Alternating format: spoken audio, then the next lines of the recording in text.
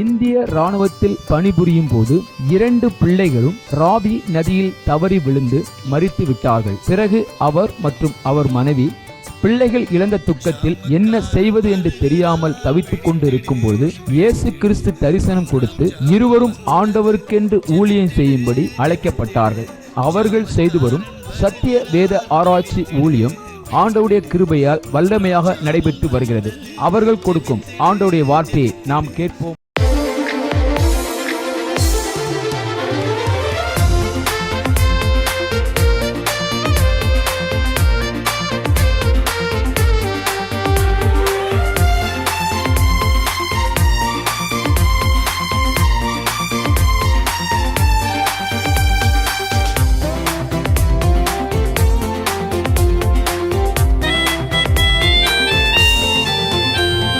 நன்றி நன்றி நன்றி இயேசு நன்மைகள் செய்தார். நன்றி நன்றி நன்றி நன்றி இயேசு நன்மைகள் செய்தார். நன்றி ஆபத்திலும் விபத்திலும் நித்தம் காத்தாரே. நன்றி ஆபத்திலும் விபத்திலும் நித்தம் காத்தாரே. நன்றி அழைத்தவர் உண்மையுள்ளவர், தேவன் அன்பாய் இருக்கிறார்.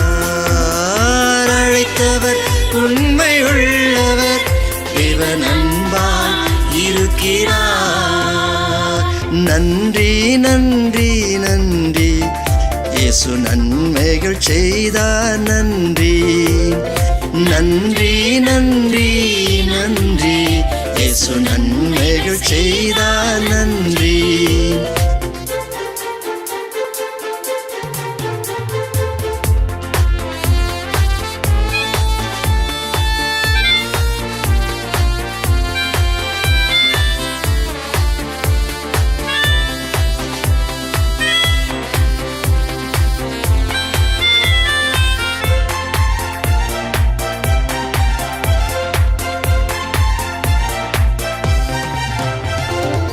துன்பம் துயரத்தில் துவண்டு கிடந்தேன், இயேசு கண்டென்னை ஆதரித்தார்.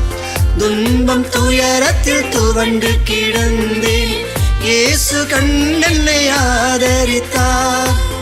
ஆலயத்தில் நான் ஆனந்த சத்தத்தோடு தூய ஆவியில் நிரம்பிடுவேன். ஆலயத்தில் நான் ஆனந்த சத்தத்தோடு தூய ஆவியில் நிரம்பிடுவேன். அழைத்தவர் உண்மை உள்ளவர், தேவன் அன்பாய் இருக்கிறார். அழைத்தவர் உண்மை உள்ளவர், தேவன் அன்பாய் இருக்கிறார். நன்றி நன்றி நன்றி இயேசு நன்மைகள் செய்தார். நன்றி நன்றி நன்றி நன்றி இயேசு நன்மைகள் செய்தார். நன்றி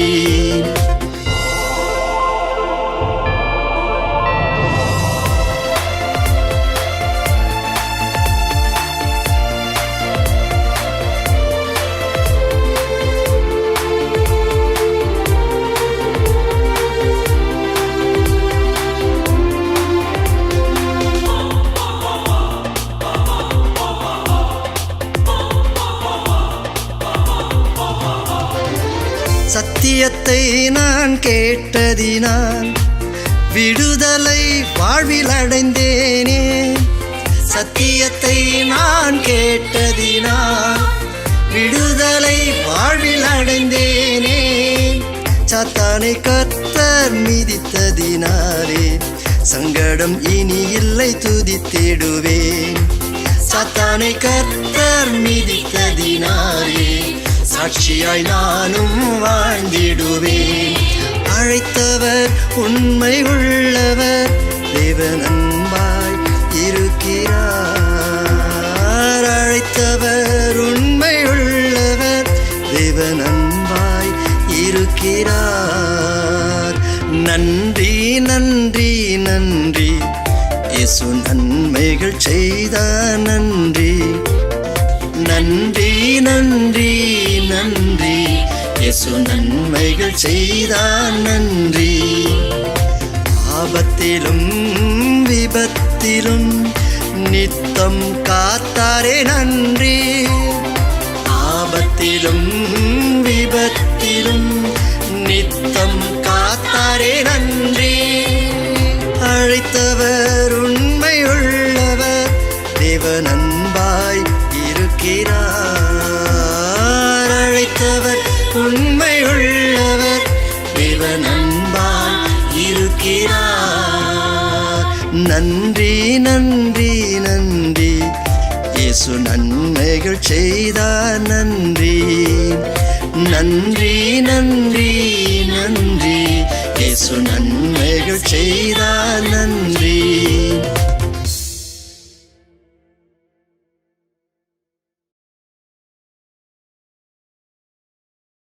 ஊழியக்காரன் எப்படி இருக்கணும்? நீங்கள் ஊழியக்காரன் வர போகிறீங்க. சீசஸ்த பயிற்சியில் ஒரு ஊழியக்காரன் எப்படி இருக்கணும் அப்படின்னா, புரோஜனமானவைகளில் மறைத்து வைக்கக்கூடாது.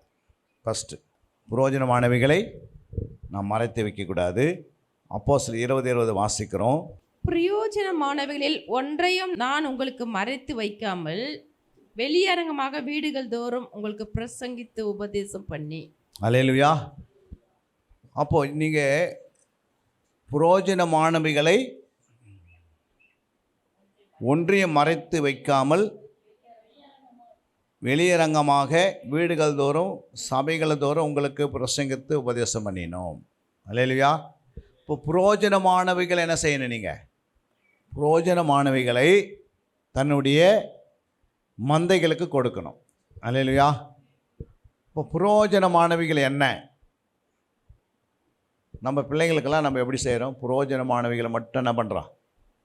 நமக்கு ஒரு 10 ஸ்கூல் இருக்குது, 10 காலேஜில் இருக்குன்னா எல்லாத்தையுமே சேர்க்குறோம். புரோஜனமுள்ள நல்ல காலேஜில் என்ன பண்ணுறோம்? சேர்க்குறோம். எதுக்கு? அதே மாதிரி பிள்ளைங்களுக்கு ட்ரெஸ் எடுக்கும்போது எப்படி எடுக்கிறோம்? புரோஜனமானவைகளாக பார்க்குறோம். இல்லைங்க, இது ஒரு சட்டை கம்மி ரேட் போடுறாங்க, என்ன பண்ணிடலாம், அதை எடுத்துன்னு கொடுத்துடலாம் அப்படி என்ன பண்ணுறோம்? இல்லைங்க, என் பையனுக்கு பர்த்டே என்ன பண்ணுறோம், நல்ல ஹை குவாலிட்டியாக எடுங்க அப்படின்றோம். ஏன் சொல்கிறோம்? புரோஜனமானவைகள். அதான் ஆண்டு சொல்கிறாரு, அப்போஸ்தலனாகிய பவுல் சொல்கிறார், சபைக்கு என்ன செய்யுங்க? புரோஜனமானவைகளை என்ன செய்யுங்க?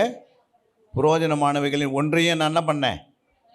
நீங்கள் விசுவாசிகளுக்கு சொல்லாத மறைச்சி வச்சிங்கன்னா அதில் என்ன சொல்கிறார் ஆண்டவர்னா, மறைச்சி வைக்கும் போது அவங்களுடைய இரத்த படிகள் அவங்க மேலே வருமா?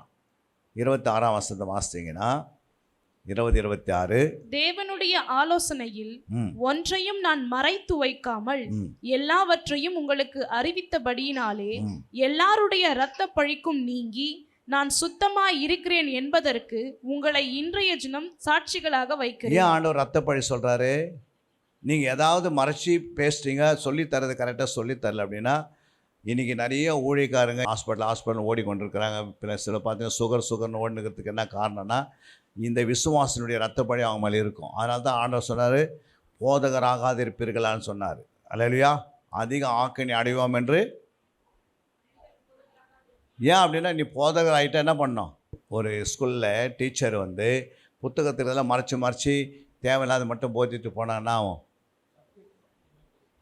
அந்த பிள்ளை ஃபெயில் ஆகிடும். அப்போ அந்த புத்தகத்தில் என்ன இருக்குதோ அதை என்ன பண்ண எல்லாத்தையும் அந்த ஸ்டூடெண்ட்டுக்கு சொல்லித்தரணும். அதே போல் தான் ஆண்டவனை சொல்கிறாருன்னா, இந்த வேதத்தில் என்ன இருக்குது அப்படின்னா, அந்த ஆலோசனையோ இல்லை புரோஜனமானவைகளையோ ஒன்று நீ மறைத்துட்டு பேசுனா அந்த இரத்தப்பழி யார் மேலே வந்துடுது? அந்த ஊழியக்கார குடும்பத்து மேலே அந்த ஊழியக்கார சாபத்தில் போய் உக்காந்துக்கிறாங்க. அல்லேலூயா. அப்போ அவங்களாம் என்ன பண்ணுவாங்க? எழுந்துக்க முடியாது, நடக்க முடியாது, எதுவும் செய்ய முடியாது. ஆனால் அவங்க என்ன பண்ணுவாங்க? ஊழியம் செய்யணும்னு சொல்லுவாங்க. ஆனால் ஊழியக்கார மாதிரி இருக்க மாட்டார். காரணம் என்ன? சொல்ல வேண்டியதை சொல்லலை, சொல்லாதெல்லாம் தேவையில்லாதெல்லாம் சொல்லி அவங்கள ஏதாவது மனசு பிரகாரமாக பூமிக்குரிய காரியங்களை மட்டும் சொல்லி இதை தான் கடவுள் இப்படி தான் அப்படிலாம் இல்லை. எது சொல்லணும் எது சொல்லக்கூடாதுன்னு ஆண்டு சொல்ல பாருங்கள். ஏசாயா 48:17 வாசித்தீங்கன்னா, இஸ்ரவேலின் பரிசுத்தா இருக்கிற உன் மீட்பரான கர்த்தர் சொல்கிறதாவது, பிரயோஜனமாய் இருக்கிறதை உனக்கு போதித்து நீ நடக்க வேண்டிய வழியிலே உன்னை நடத்துகிற உன் உன் தேவனாய் தேவனாகிய கர்த்தர் நானே. அல்லேலூயா. அப்ப என்ன சொல்றாங்க? புரோஜனமாய் இருக்கிறதை உனக்கு போதிக்கணும், புரோஜனமாய் இருக்கிறதை உபதேசிக்கணும், புரோஜனமாய் இருக்கிறதை ஆலோசனை சொல்லணும், புரோஜனமாய் இருக்கிறதை புத்தி சொல்லணும், புரோஜனமாக இருக்கிறதே அவங்களுக்கு கட்டு உடைக்கணும் சொல்லி. அல்லேலூயா. நம்ம புரோஜனமானவங்களாம் விட்டுவிட்டு வேதத்தில் ஆண்டவர் சொல்கிறாரு, நீங்கள் புறப்பட்டு போய் சகல ஜாதிகளை சீசராக்குன்னாரு. அப்படின்னு யார் சொன்னது? இயேசு சொன்னார். நீங்கள் புறப்பட்டு போய் சகல ஜாதிகளை என்ன பண்ணுங்கள்? சீசராக்கி ஞானஸ்நானம் கொடுனாரு. அப்போது அந்த வார்த்தை நம்ம யாருக்கு சொல்லணும்? அது புரோஜனமோ புரோஜனம் இல்லையா? அப்போ அது புரோஜனமானதை நம்ம என்ன செய்யணும்? சபைக்கு போதிக்கணும். நீங்கள் என்ன தான் இருந்தாலும் ஒரு நாள் நீங்கள் சீசனாக இருக்கணும். நீங்கள் என்ன தான் இருந்தாலும் ஒரு நாள் நீங்கள் சீசத்தை பயிற்சி எடுக்கணும். சீசனை போல் வாழ்ந்து காட்டணும். சீசன்னு இயேசுவை பின்பற்றினது போல் பின்பற்றணும். நீங்கள் என்னை பின்பற்றாதீங்க, நீங்கள் இயேசுவை பின்பற்றுங்க, இயேசு சொன்னதுபடி செய்யுன்னு சொல்லி நம்ம சொல்லி தரணும். அவங்க சீசர் ஆகிறவங்களோ இல்லையோ சொல்ல வேண்டிய கடமை யாருக்கு? அந்த போதகனுக்கு. அல்லேலூயா.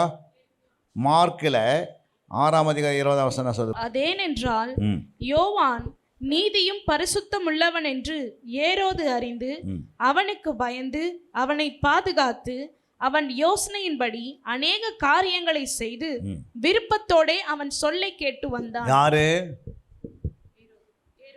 ஏரோது யாரு? அந்த தேசத்தினுடைய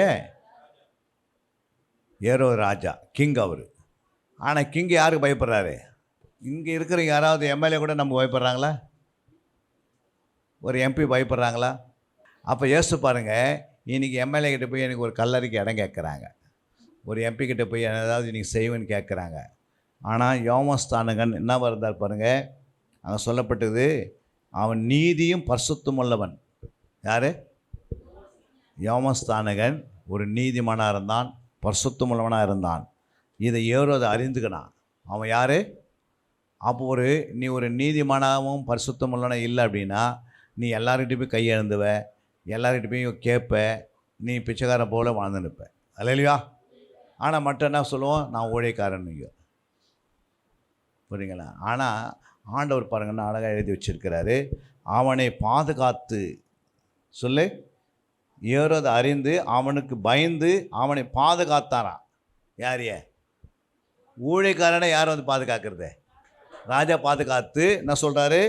அவன் யோசனைப்படி அநேக காரியங்களை செய்து விருப்பத்தோடு அவன் சொல்ல கேட்டு வந்தானா ஏரோ ராஜா. நம்ம சொல்ல யாருன்னா கேட்குறாங்களா?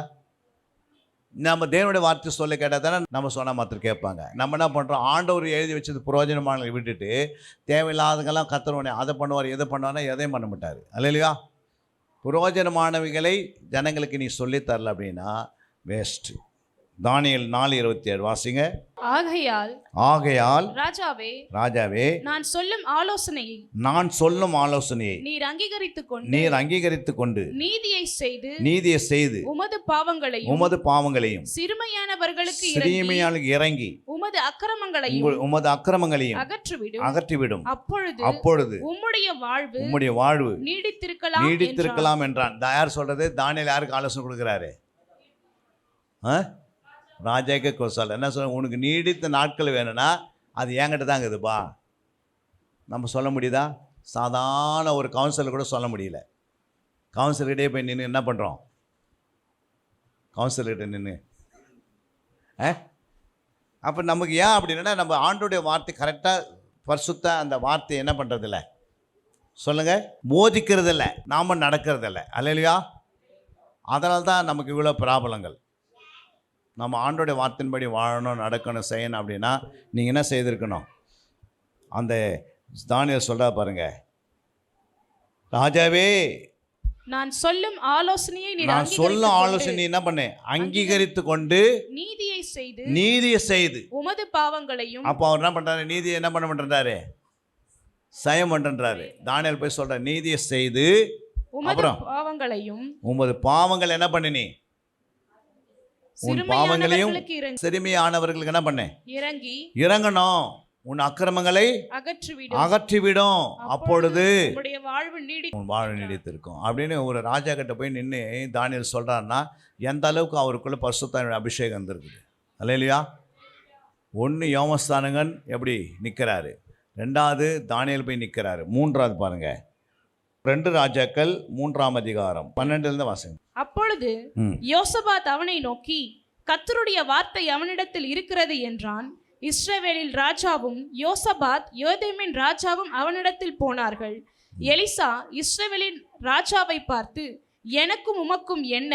நீர் உம்முடைய தகப்பனின் தீர்க்கதரிசிகள் இடத்திலும் உம்முடைய தாயாரின் தீர்க்கதரிசிகள் இடத்திலும் போம் என்றான். அதற்கு இஸ்ரவேலின் ராஜா, அப்படியல்ல, கர்த்தர் இந்த 3 ராஜாக்களையும் மோவாபியரின் கையில் ஒப்பு கொடுக்கிறதற்கு வரவழைத்தார் என்றான். அதற்கு எலிசா, நான் யூதாவின் ராஜாவாகிய யோசபாத் முகத்தை பாராதிருந்தால் நான் உம்மை நோக்கவும் மாட்டேன், உம்மை பார்க்கவும் மாட்டேன் என்று சேனைகளுடைய கர்த்தருக்கு முன் இருக்கிற நான் அவருடைய ஜீவனை கொண்டு சொல்லுகிறேன். இப்போதும் ஒரு சுரமண்டல வாத்தியக்காரனை என்னிடத்தில் கொண்டு வாருங்கள் என்றான். சுரமண்டல வாத்தியக்காரன் வந்து வாசித்த போது கர்த்தருடைய கரம் அவன் மேல் இறங்கி, அவன், கர்த்தர் உரைக்கிறது என்னவென்றால், இந்த பள்ளத்தாக்கிலே எங்கும் வாய்க்கால்களை வெட்டுங்கள், நீங்கள் காற்றையும் காண மாட்டீர்கள், மழையையும் காண மாட்டீர்கள், ஆனாலும் நீங்களும் உங்கள் ஆடு மாடுகளும் உங்கள் மிருக ஜீவன்களும் குடிக்கும்படிக்கு இந்த பள்ளத்தாக்கு தண்ணீரால் நிரப்பப்படும் என்று கர்த்தர் சொல்லுகிறார். இது கர்த்தரின் பார்வைக்கு அற்ப காரியம், மோவாபியரும் உங்கள் கையில் ஒப்பு கொடுப்பார். அப்போ இதெல்லாம் யார் சொல்கிறது? எலிசா சொல்கிறாரு. அல்லேலூயா. எலிசா யார்? ஒரு தீர்க்கதரிசி. அதே தீர்க்கதரிசி ஆவி நம்ம மேலே இறங்கும் போது நாம் என்ன பண்ணுறோம்? இந்த பட்டணத்துக்கு காற்றும் காண மாட்டேங்க, மழையும் காண மாட்டேன், ஆனால் பள்ளத்தாக்கெல்லாம் என்ன பண்ணுவார்? அப்படின்னா என்ன அர்த்தம்? நீங்கள் பூமியில் எவ்வளோ பெரிய கஷ்டம், துன்பம், உபத்திரம், பாடுத்து, எவ்வளோ பெரிய யுத்தங்களும் இல்லை கொரோனாவும் எது வந்தாலும் கர்த்தர் ஒன்று என்ன பண்ணுவார்? பாதுகாப்பார். அல்லேலூயா. அது ஒன்று எதுவும் நேரிடாது. இன்றைக்கி புதிய ஏற்பாட்டில் 4 சைடு எது பார்த்தாலும் என்ன பண்ணுது? யுத்தங்கள் நடந்து கொண்டு தான் இருக்குது. 4 சைடு பூமி அதிர்ச்சி, எங்கே பார்த்தாலும் சுனாமிகள், எங்கே பார்த்தாலும் என்ன இருக்குது? கொள்ளை நோய்கள் எல்லாம் வருது. ஆனால் கர்த்தருக்கு நடுவில் நம்மளை என்ன செய்வார்? நம்மை பாதுகாப்பார். ஏன் பாதுகாப்பார்? எலிசா போல் நம்மளை வச்சுப்பார். நம்ம 4 பேருக்கு இருக்கிற எதுக்குன்னா, 4 பேருக்கு ஒரு ஊற்றாக இருக்கிறோம், ஒரு நதியை போல் இருக்கிறோம், ஒரு நீர்க்கால்களை போல் இருக்கிறோம், 4 பேருக்கு நம்ம உப்பாக இருக்கிறோம். அதனால தான் பூமியில் நம்மளை வைக்கிறாரு. புரியுதுங்களா? அப்போது நமக்கு புரோஜனமானவைகளை நம்ம ஜனங்களுக்கு சொல்லித்தரணும். இதெல்லாம் புரோஜனமானவைகள் ஜனங்களுக்கு சொல்லித்தரணும். ஆண்டவர் யார், எப்படிப்பட்டவர்? புரியுங்களா? அடுத்த வசனம் வாசிங்க. அங்கே சொல்லப்பட்டிருக்கிறது மார்க் 11:18. அதை வேத பாரகரும் பிரதான ஆசாரியம் கேட்டு அவரை கொலை செய்ய வகை தேடினார்கள். ஆகிலும் ஜனங்கள் எல்லாரும் அவருடைய உபதேசத்தை குறித்து ஆச்சரியப்பட்டபடியினாலே அவருக்கு பயந்திருந்தார்கள். அதை வேதபாரரும் பிரதான ஆசாரியர் கேட்டு அவரை கொலை செய்ய வகை தேடினார்கள். ஆகிலும் ஜனங்கள் எல்லாம் அவருடைய உபதேசத்தை குறித்து ஆச்சரியப்பட்டதுனால இவங்கெல்லாம் என்ன பண்ணுறாங்க? அவருக்கு பயந்து வாழறாங்க, பயப்படுறாங்க. நம்ம பார்த்து நாட்டு என்ன பண்ணோம்? போய் ஒளிஞ்சிக்கிறதில்ல பயப்படுறது. இவங்க பரிசுத்தவான்கள், இவங்க நீதிமான், இவங்க பரிசுத்தவான்கள், உண்மை உள்ளவர்கள் அப்படின்னு நமக்கு சர்டிஃபிகேட் கொடுக்கணும் உலகம்.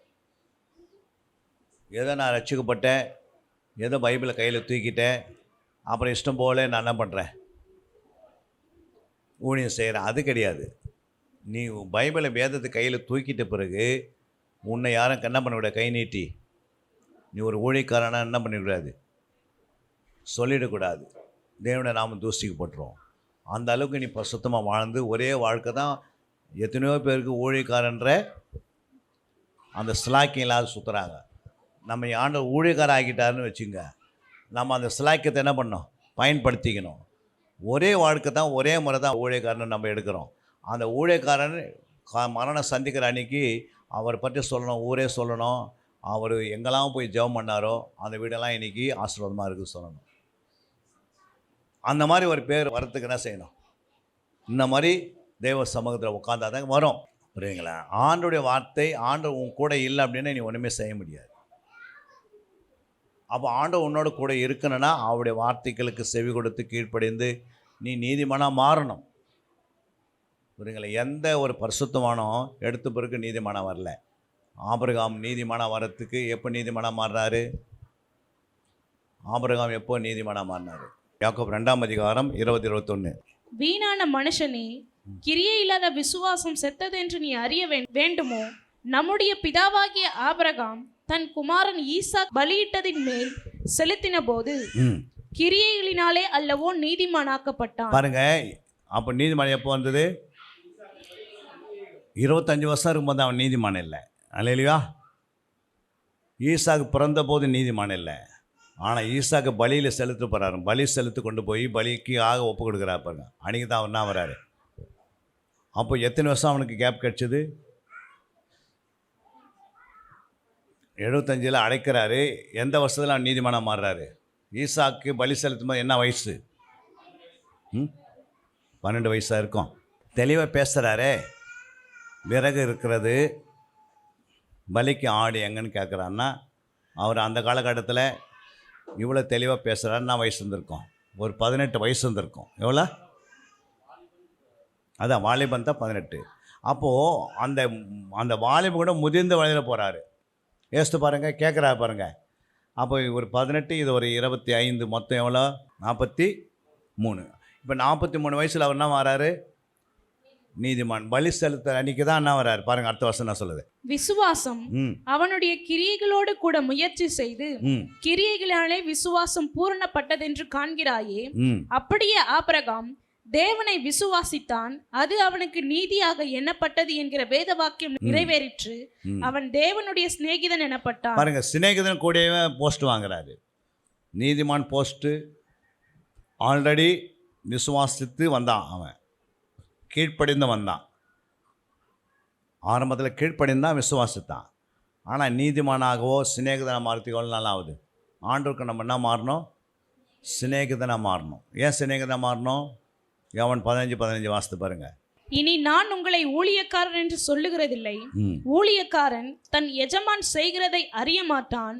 நான் உங்களை சிநேகிதர் என்றேன், ஏனெனில் என் பிதாவினிடத்தில் நான் கேள்விப்பட்ட யாவற்றையும் உங்களுக்கு அறிவித்தேன். இனி நான் உங்களை என்ன பண்ண மாட்டேன்? ஊழியக்காரன் சொல்ல மாட்டேன். ஊழியக்காரன் என்ன பண்ணுவான்? ஊழியக்காரனுக்கும் சிநேகிதன் என்ன வித்தியாசம்? அதை என்ன செய்யணும்? அவருடைய வேலையை சொல்லி சொல்லி கேட்டு அல்லேலூயா. ஊழியக்காரன் என்ன பண்ணுவான்? நாளைக்கு என்ன செய்யணும் ஆண்டவரேன்னு கேட்பாங்க இப்போ ஜெபத்தில். ஆண்டவர் நாளைக்கு என்ன நான் செய்யணுன்னு. ஆனால் சிநேகிதன் என்ன பண்ண மாட்டார்? நாளைக்கு என்னன்னு கேட்க மாட்டார். நாளைக்கு என்னன்னு ஆண்டவருடைய இருதயத்தை அறிந்து வேலை செய்கிறோம். அப்போ சிநேகிதனை ஆண்டவருடைய இருதயத்தை அறிஞ்சு வச்சுருப்பான். ஊழியக்காரன் வெறும் சொல்ல மட்டும் என்ன பண்ணுவான்? கேட்டு செய்வான். அதனால தான் இன்னிலேருந்து நீங்கள் யாரும் இல்லை, ஊழியக்காரன் இல்லை, நீங்கள் என்னவா இருக்கணும்? சிநேகிதன் இருக்கும். அப்போ சிநேகிதன் என்ன பண்ணுறாரு? ஆண்டவர் சொல்கிறதுக்கு முன்னாடி பலி கொண்டு போகிறாரு பாருங்கள். ஆபிரகாம் தன்னுடைய ஈசாக்கு பலி செலுத்துறதுக்கு என்ன பண்ணல? முறுமுறுக்கலை. ஆண்டவர் சொல்லிட்டாரு, நான் என்ன பண்ணுறேன் போயாத அப்படின்னு போயிட்டார். அப்போ ஆண்டவர் சொல்லிட்டாருன்னா அவர் ஊழியத்தை செய்யணுன்னா என்ன பண்ணணும்? மறுதளிக்காமல் செய்யணும். பைபிள் கிளாஸில் சேர்ந்துட்டீங்க, ஒரு வருஷம் சீசத்தை பயிற்சி முடிக்கிறேன்னா அதில் சீசத்துடைய பயிற்சியில் நீங்கள் என்னென்ன பண்ணியிருக்கணும்? 1 ஹோம்ஒர்க் கரெக்டாக எடுத்துருக்கணும். எடுக்காமல் கிராஜுவேஷன் நின்று எனக்கு அந்த கிராஜுவேஷனில் நிற்கக்கூடிய தகுதி இல்லை, இதை நான் வாபஸ் வாங்கிக்கிறேன் அப்படின்னு நீங்களே என்ன பண்ணிடணும்? லெட்டர் எழுதி கையில் கொடுத்துடணும். அல்லேலூயா. என்னால் ஹோம்ஒர்க் எடுக்க தகுதி இல்லை, நான் அதுக்கு தகுதியற்றவன் அப்படின்னு நீங்களே எழுதி என்ன பண்ணணும்? லெட்டர் கொடுத்துடணும். ஏன் அப்படின்னா எதுக்குமே என்ன இருக்குது? ஒரு பரீட்சைக்கு சோதனை. நீ ஒரு பரீட்சை எழுத போனால் அதுக்கு என்ன பண்ணியிருக்கணும்? உனக்கு சோதனை வருது, அதை மேற்கொள்ளுறத பரீட்சை. அப்போ அதை பாஸ் பண்ணால் தான் உனக்கு அடுத்த ஸ்டெப் போகிற. அப்போது ஆபிரகாம் எடுத்த பிறகு அப்படின்னு நீதிமான் ஆகிட்டாரா? எடுத்த பிறகு சிநேகிதன் ஆகிட்டாரா? எவ்வளோ சோதனைகள் மத்தியில் அவன் புறப்பட்டு வரான். அப்போ எவ்வளோ சஞ்சலங்கள், எவ்வளோ வருத்தங்கள். கானான் தேசத்துக்கு அவனை அடைக்கும் போது பார்த்தா கானான் தேசம் எப்படிக்குதான்? வனாந்தரமாக இருக்குது. அப்போ ஊழிய வாழ்க்கை ஆரம்பம் வனாந்தரமாக இருக்கும். எந்த சைடு போனாலும் நம்மளை யாரும் என்ன பண்ணி விட்டாங்க? நம்ம சொல்கிறதெல்லாம் கேட்க மாட்டாங்க. நம்மளுக்கு விரோதமாக பேசுவாங்க, நமக்கு விரோதமாக சண்டை போடுவாங்க. நம்ம போகிற இடத்துல வெறுமையாக வருவோம், ஒரு 5 காசு இல்லாத வருவோம், திரும்பி ஒரு நீ தான் பண்ணுறேன்னு பார்ப்பார் ஆண்டவர். அப்புறம் இதில் உடனே நான் வேலைக்கு போயிடறேன், நாளைக்கு ஃபுல் டைம் ஊழியத்துக்காக நீ ஒப்பு கொடுத்துட்டு நீ வேலைக்கு போனால் அந்த வேலை உனக்கு நிரந்தரமாக இருக்குமா? இருக்காது. புரியுங்களா? அப்போ நீ ஆண்டவருக்காக நீ எழும்பி வரும்போது, ஆண்டவருக்காக நீ எதிரே ஒப்பு கொடுக்குறியோ அந்த நேரத்தில் உனக்கு என்ன பண்ணும்? சோதனைக்கு மேலே சோதனை வரும்.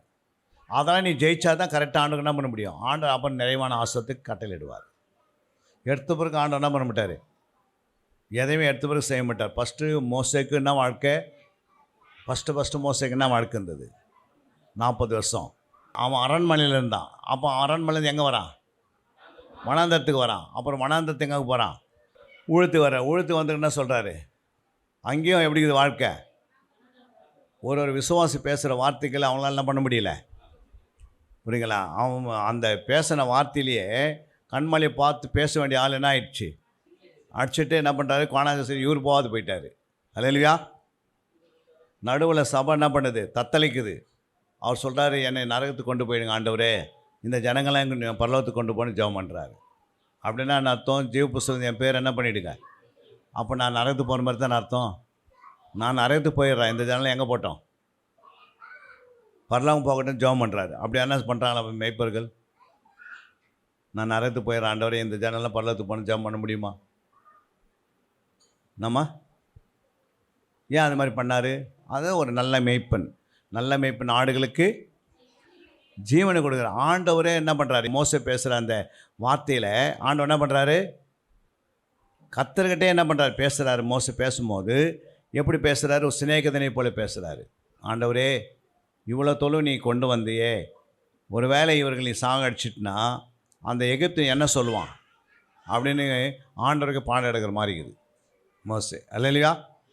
அப்போ எந்த அளவுக்கு ஆண்டோடைய இருதயத்தை அறிஞ்சவங்க தான் அது மாதிரி பேசுவாங்க. கர்த்தருடைய இருதயம் தான் வேதம். இந்த வேதத்தை சரியாக அரைகுறையாக அறிஞ்சு வச்சிங்கன்னா அரைகுறையான உங்களுக்கு வெளிப்பாடு தான் வரும். முழுமையாக அறிஞ்சால் தான் முழு வெளிப்பாடு கிடைக்கும், முழு ஆசீர்வாதம் கிடைக்கும், முழு பாரத்தோடு ஒழியும் செய்வேன். உன்னை அதுக்கு பிறகு ஒன்றுமே செய்ய முடியாது உலகத்தில். அல்லேலூயா. அடுத்த வசனம் பாருங்க, அங்கே என்ன சொல்கிறார் ஆண்டவர்? தானியேல் 5:17. அப்பொழுது தானியேல் ராஜ சமூகத்தில் பிரதியுத்தரமாக, உம்முடைய வெகுமானங்கள் உம்மிடத்திலேயே இருக்கட்டும், உம்முடைய பரிசுகளை வேறொருவனுக்கு கொடும். இந்த எழுத்தை நான் ராஜாவுக்கு வாசித்து இதன் அர்த்தத்தை தெரிவிப்பேன். 18. ராஜாவே, உன்னதமான தேவன் உம்முடைய பிதாவாகிய நேபுகாத் நேச்சருக்கு ராஜ்யத்தையும் மகத்துவத்தையும் கனத்தையும் மகிமையும் கொடுத்தார். அவருக்கு கொடுக்கப்பட்ட மகத்துவத்தினாலே சகல ஜனங்களும் ஜாதியாரும் பாஷைக்காரரும் அவருக்கு முன்பாக நடுங்கி பயந்திருந்தார்கள். அவர் தமக்கு சித்தமானவனை கொன்று போடுவார், தமக்கு சித்தமானவனை உயிரோடே வைப்பார், தமக்கு சித்தமானவனை உயர்த்துவார், தமக்கு சித்தமானவனை தாழ்த்துவார். அல்லேலூயா. தானியேல் ராஜா சமூகத்தில் வரும்போது அப்போ அந்த ராஜா என்ன பண்ணுறாரு? வெகுமதிகளை கொடுக்குறாரு. என்ன கொடுக்குறாரு? அப்போ வெகுமதிகள் என்ன பண்ணுறாரு? அவர் அந்த வெகுமானங்களை உம்மிடத்திலேயே இருக்கட்டும், உம்முடைய பரிசுகள் வேறொரு கொடும். புரியுங்களா? கோடிக்கணக்கில் கொடுக்குறாரு இந்த அர்த்தத்தை சொல்கிறதுனால. ஆனால் அவர் சொல்கிறாரு, இந்த அர்த்தத்தை நான் சொல்கிறேன், ஆனால் என்ன பண்ணாது, உன் வெகுமதி எனக்கு. நம்ம என்ன சொல்லுவோம்? லாரிலே டிராக்டரியில் கொண்டு வந்து நிறுத்திடுங்க, நான் எடுத்துக்கிறேன் அப்படின்னும். பரவாயில்ல, ஆண்டவர் சர்ச்சை கட்டத்துக்கு இவர்கிட்ட தான் பேசியிருக்கிறாரு,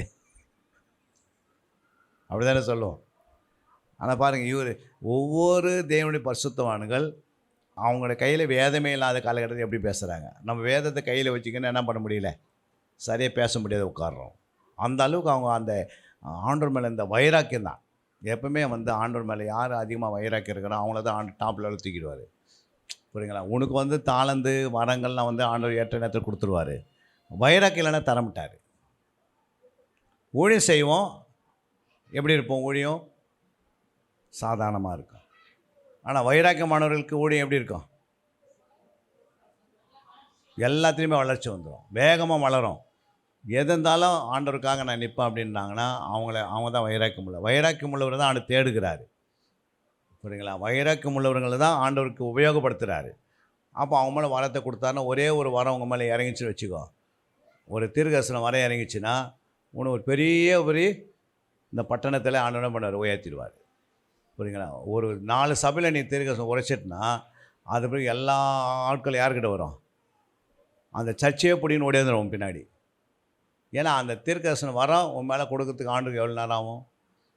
நீங்கள் கேட்கணும், ஆண்டவரே, நான் பூமியில் ஒரு முறை தான் அந்த ஊழியம் வாழ்க்கைக்கு அடைச்சிருக்கிறேன், என்னை மேன்மேலும் உம்முடைய சித்தத்தை கரெக்டாக நான் செய்வதற்கு என் மூலமாக பல ஆத்துமாக்கள் நீ ஆதாயப்படுத்தணுன்னா, என்னை எடுத்து நீங்கள் பயன்படுத்தணுன்னா, நான் வைராக்கியமாக ஊழியம் செய்யணுன்னா உங்களுடைய வரங்களையும் எனக்கு என்ன பண்ணுங்கள், உன் தாளந்துங்களையும் எனக்கு தாங்கப்பா, என்னை எடுத்து நீங்கள் பயன்படுத்துங்க. நான் ஒரு குழவன் கையில் நான் ஒரு களிமண்ணாக இருக்கிறேன், நீ என்னை எப்படி வரைய சித்தமாரு அப்படின்னு கேட்டனா தான் கொடுப்பாரு. 72 hours ப்ரேயர் சொன்னேன், வாங்க வாங்கன்னு. யாருன்னா வந்தீங்களா? 72 மணி நேரம் ப்ரேயர் யாராவது வந்தீங்களா? இதே காஞ்சிபுரம் மாவட்டத்தில் இங்கே தான் இருக்கிறோம். ஏன் வரல? நீங்கள் வந்து நீங்கள் வளரணுன்னா அதுமாதிரி சான்ஸ் கிடைக்குமா? 3 நாள் சாப்பிடாம 3 நாள் தூங்காமல் ஒரு ஜெபம் எப்படி இருக்கும்? இந்த ஏரியாவில் தான் இருந்தது, வேறு எங்கேயும் கிடையாது. நான் நாக்பூருக்கு வாங்கன்னு சொல்ல. நீங்கள் அதெல்லாம் வந்து என்ன பண்ணணும்? பழகணும். சும்மா எல்லாம் தானாக வந்துடாது. அது புரியுதுங்களா? நம்ம ஒரு இடத்துலேருந்து முயற்சி பண்ணி பிரயாசப்பட்டு நீங்கள் போகணும், வளரணும் அப்படின்னா அதுக்காக ஓடணும் ஓடியாடணும் இருந்தால் தான் அதெல்லாம் நிறைவேறும். எடுத்து போய் டக்கு டக்குன்னு என்ன பண்ண மாட்டோம் ஆண்டவர் ஒரு இதுலேயும் ஒரு வளர்ச்சி உண்டாக்கி தருவார். புரியுங்களா? இதெல்லாம் வந்து நீங்கள் செய்யணும். இதெல்லாம் வந்து ஆண்டோடைய பாதத்தில் சரீரத்தை ஒடுக்கணும், நைட்டில் தூக்கத்தை வெறுக்கணும், நடுவில் என்ன பண்ணணும், ஆண்டவருக்காய் நிற்கணும். வைராக்கியமாக ஓடினீங்கன்னா கர்த்தர் உங்களை அவரதுமாக என்ன பண்ணுவார், எலிசா போல் எலியா போல் எடுத்து பயன்படுத்துவார். எலிசாவை மட்டும் தான் நான் பயன்படுத்துவேன், தானியேல் மட்டும் தான் பயன்படுத்துவேன், எனக்கு அவங்க தான் முக்கியமானவங்க அப்படின்னு ஆண்டவர் எங்கேயுமே சொல்லலை. அல்லேலூயா. எல்லாமே அவருடைய ஆவியை பெற்றவங்க தான். அந்த வைராக்கியத்தை கர்த்தர் கொண்டு வரணும். தானியேலுக்குள்ள அந்த வைராக்கியம் இருந்ததுனால தான் ஆண்டவர் எடுத்து அவன் என்ன பண்ணுறாரு, சிங்காசனத்தில் உட்கார வைக்கிறாரு. அல்லேலூயா. 2 ராஜாக்கள் 6:20. அவர்கள் சமாரியாவில் வந்தபோது எலிசா, கர்த்தாவே, இவர்கள் பார்க்கும்படிக்கு இவர்கள் கண்களை திறந்தருளும் என்றான். பார்க்கும்படிக்கு கர்த்தர் அவர்கள் கண்களை திறக்கும்போது இதோ அவர்கள் சமாரியாவின் நடுவே இருந்தார்கள். இஸ்ரவேலின் ராஜா அவர்களை கண்டபோது எலிசாவை பார்த்து, என் தகப்பனே, நான் அவர்களை வெட்டி போடலாமா என்று கேட்டான். அதற்கு அவன், நீர் வெட்ட வேண்டாம், நீர் உம்முடைய பட்டயத்தாலும் உம்முடைய வில்லினாலும் சிறையாக்கி கொண்டவர்களை வெட்டுகிறீரோ, இவர்கள் புசித்து குடித்து தங்கள் ஆண்டவனிடத்திற்கு போகும்படிக்கு அப்பமும் தண்ணீரும் அவர்களுக்கு எதிரில் வையும் என்றான். யாரு இவங்களாம்? யாரு இவங்களாம்? யாருமா எலிசாக்கு எதிரி. புரியுங்களா? எதிரிகளை வெட்டலாமான்னு யார் கேட்குறது? கூட இருக்கிறவங்க கேட்குறாங்க. எலிசா கிட்ட இவங்களாம் நான் வெட்டி போட்டுட்டோமா அப்படின்றாங்க. ஆனால் எலிசா என்ன சொல்கிறாரு, உங்கள் வீட்டில் அவங்களுக்கு என்ன கொடு, வயிறு நிறைய சாப்பாடு கொடு, வயிறு நிறைய தண்ணீர் கொடு, வயிறு நிறைய அவங்களுக்கு போஷி, அவங்களுக்கு கேட்கறதெல்லாம் கொடுத்து போய் என்ன பண்ணு, அவங்கள அவங்க இடத்துக்கு அனுப்பி விட்ரு. அல்லேலூயா. அப்போ இது எதை குறிக்கிறது? யாராவது உங்களுடைய சத்துரு நம்ம வீட்டுக்கு விரோதமாக எழும்பி ஏதோ செய்தவங்களை நம்ம வீட்டுக்கு நம்ம ஒரு நாள் நம்ம வீட்டுக்குள்ளே வராங்கன்னா அவங்களுக்கு நம்ம சாப்பாடு கொடுக்க முடியுமா? தண்ணி கொடுக்க முடியுமா? வரத்துக்கு முன்னாடியே சொல்லுவான், கதை போட்டுங்க. சொல்ல மாட்டோமா?